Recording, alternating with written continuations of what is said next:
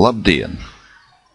Šodien apskatīsim uzdevumu, kurš ir saistīts ar tā saucamiem uzkrājumiem. Mēs zinām, kā uzkrājumus var aprēķināt ar vienu no divām formulām. Viena formula ir tā saucamie vienkāršie procenti. Vienkāršie procenti, mēs redzam viņu apakšā formulu. Un arī otra formula ir tā saucamie saliktie procenti.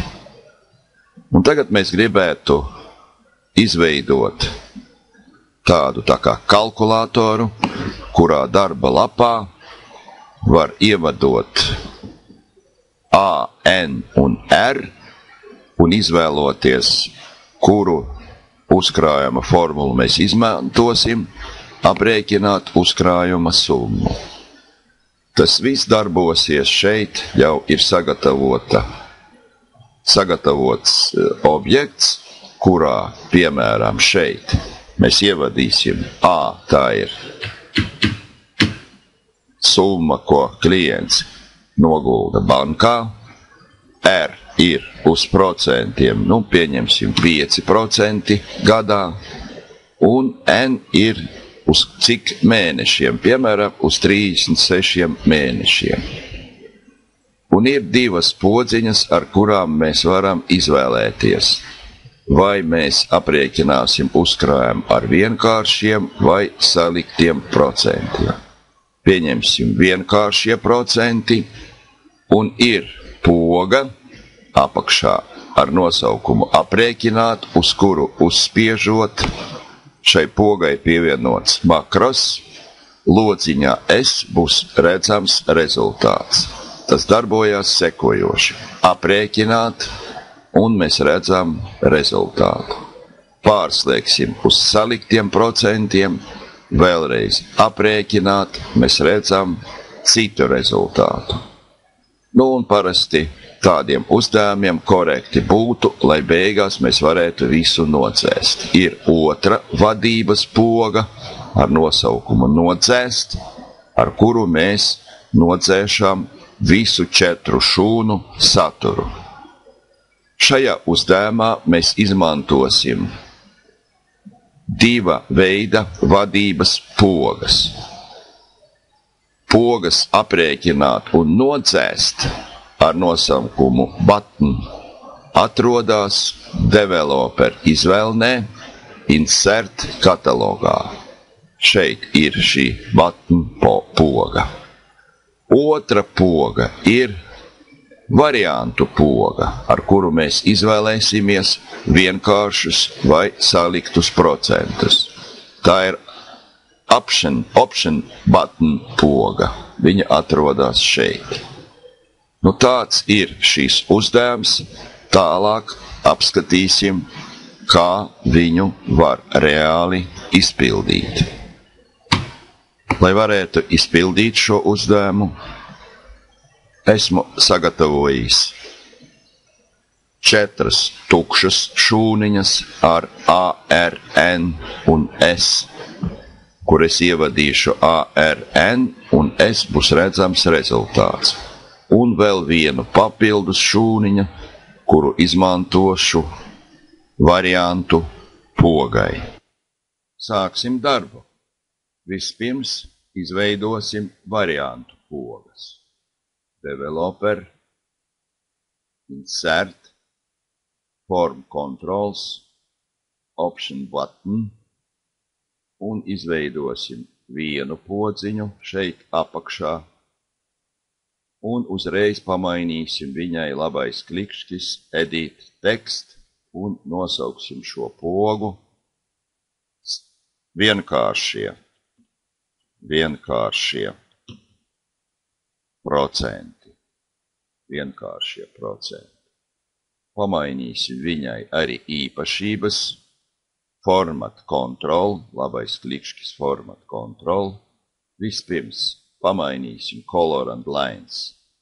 Pieņemsim, lai viņi ir brūnā krāsā, lai ir kaut kāda border līnija, apmalīte un kontrol lapā norādām cell link, uz kādu šūniņu ierakstīt, kādā šūniņā ierakstīt šīs pogas aktīvo stāvokli. Pieņemsim, mūsu gadījumā tā būs šūniņa E8. Jā. Un izveidosim otru pogu, paņemsim vienkārši pārkopēsim. Otra poga būs, pamainīsim viņam nosaukumu uz saliktie procenti, un viņai vairs nevajag mainīt īpašības, un skatāmies, kā darbosies šīs pogas. Nospiežot vienkāršie, šūniņā E8, mēs redzam vieninieku. Izvēloties saliktie procenti, šūniņā S2, mēs redzam divnieku. Tad, skatoties, kādu no variantu pogām mēs nospiedīsim, šūniņā E8 būs 1 vai 2. Un izejot no šī skaitļa, mēs varēsim aprēķināt S uzkrājumu ar vienu vai ar otru formulu. Sāksim ar to, kā izveidosim makrosu, ar kuru būs aprēķināts uzkrājums ar vienu vai ar otru formulu. Lai vieglāk jums būtu sekot programmas tekstam, es šo programmu rakstīšu tepat blakus, kā vienkāršo tekstu, vēlāk pārnesot viņu redaktora moduli. Sākam rakstīt. Public sub kalkulators. Tad tā būs programma. Izmantosim vairākus mainīgos. Dimension. Tie būs A, R, N, S un K būs tās šūniņas vērtība, kura būs atkarīga no variantu pogām. Tad tas būs kā variant. Tālāk izvēlamies, kādā lapā strādāsim. Worksheets. Izvēlamies lapu uzkrājums.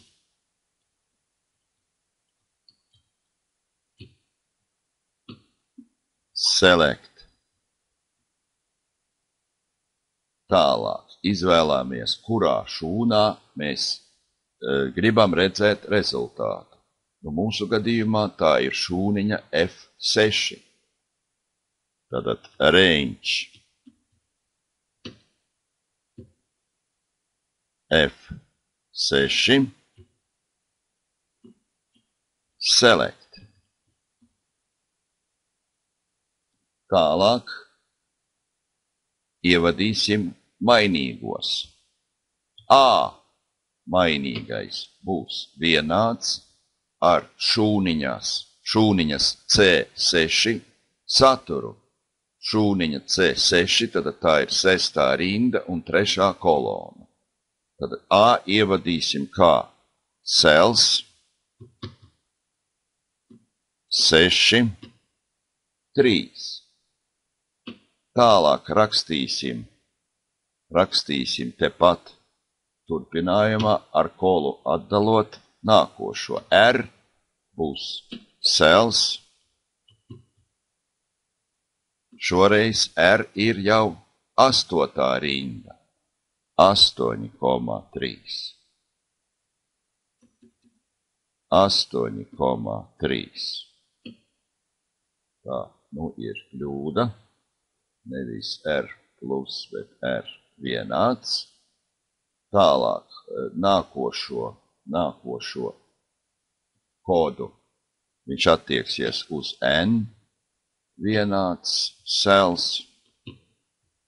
jau 10. rinda, 10, 3. Tepat arī turpinājumā būs kā, būs šūniņa, kura atrodas 8. rindā, 1, 2, 3, 4, 5. kolonnā. Tālāk, atkarībā no tā, kāds būs kā, pieņemsim, ja kā būs 1, tā arī rakstām, if kā vienāds ar vieninieku, tad zen S būs vienāds, uzreiz nopaļojam, round, A reiz 1 plus R ir procentu likme uz gadu, tad jādala ar 12 reiz N. Norādām, kā nopaļošana līdz 2 zīmēm aiz komata. Tā būs vienkāršo procentu formula.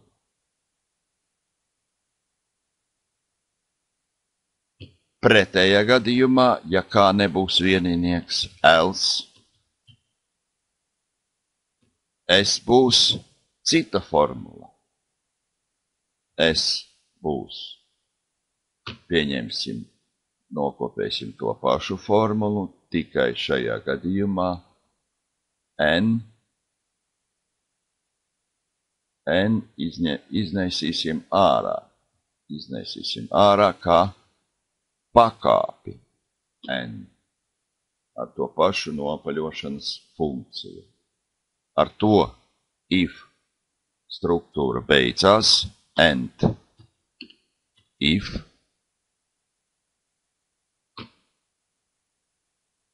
nu un tagad aktīvajā šūniņā, par kuru mēs izvēlējāmies F6, aktīv cell, ievadīsim vērtību S. Ar to programmai ir finish. And sub. Programma ir uzrakstīta. Izmēģināsim, kā viņa darbojās. Atversim redaktora logu un paņemsim šo programmu, atversim redaktora logu, ievietosim jaunu moduli, kurā pārkopēsim šo mūsu uzrakstīto programmu. Tad programma ar nosaukumu kalkulators. Izmēģināsim, kā viņa darbosies. Ievadīsim kaut kādus datus A, R 5%, N 36 mēneši, vienkāršie procenti nospiesti, izvēlētie, tad šeit ir vieninieks, palaidīsim programmu. Kalkulators run. Rezultāts ir redzams. Pārslēgsim uz saliktiem procentiem atkal. Kalkulators run. Rezultāts pamainījās. Līdz ar to uzdevums daļēji ir izpildīts. Lai varētu šo uzdevumu izpildīt, padarīt par ērtāku, darām sekojošo. Paņemsim tagad šīs mūsu variantu pogas, ievietosim šeit iepriekšējā objektā. Tā, lai mēs varētu šos variantus it kā izvēlēties šeit iekšā. aizsēdzot nevajadzīgo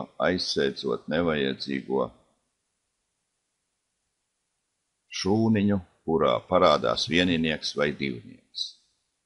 Tālāk izveidosim arī vadības pogu, ar kuru būs aprēķināts rezultāts. Uzkrājums. Pieņemsim uzkrājums. Redigēt viņu nav nozīmes, jo nav mums laika tik daudz, ja? Un šai pogai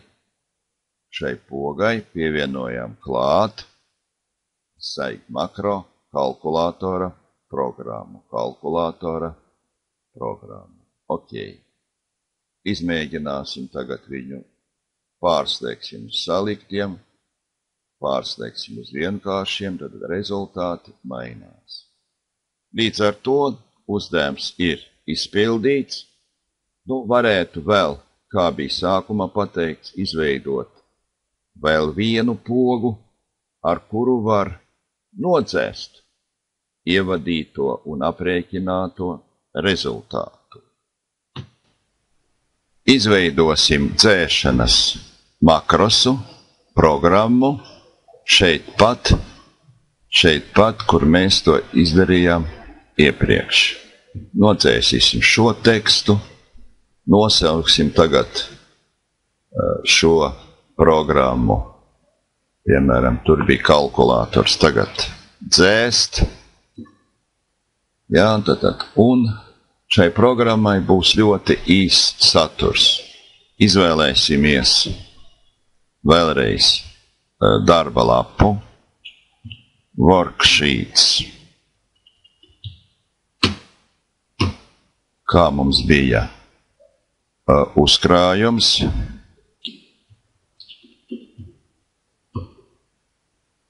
uzkrājums, select, tālāk būs jānodzēš C6 šūniņa līdz C10. Tad norādām range no C6 līdz C10. Un šeit izvēlāmies komandu clear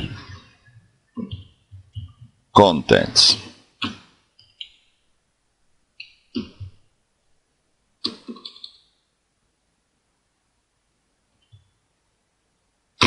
Tālāk vēl palika mums S šūniņa, tad range.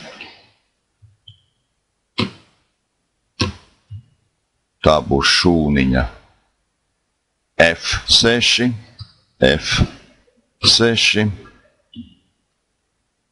un to arī jātir ar to pašu kodu. Un viss. Tad tā būs dzēšanas programma, viņas teksts. Paņemsim tagad šo tekstu un ievietosim viņu makrosā,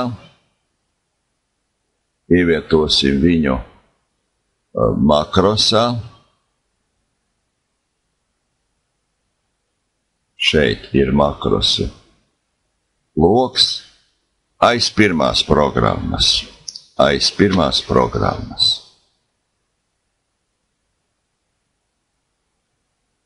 Tā, šeit ir aizmirsta pēdiņas, tāpēc viņš rāda, ka te ir kļūda. Jā, un tagad varam atgriezties atpakaļ, nodzēsīsim šo programmu, lai viņi mums netraucē. Tad developer makrosi, te mums ir dzēst un run. Jā, ir nodzēsta šo šūniņu saturs. Un šai programmai arī varam izveidot, paņemsim to pašu iepriekšējo pogu, viņu izvietosim kā kopiju, un teksts būs dzēst.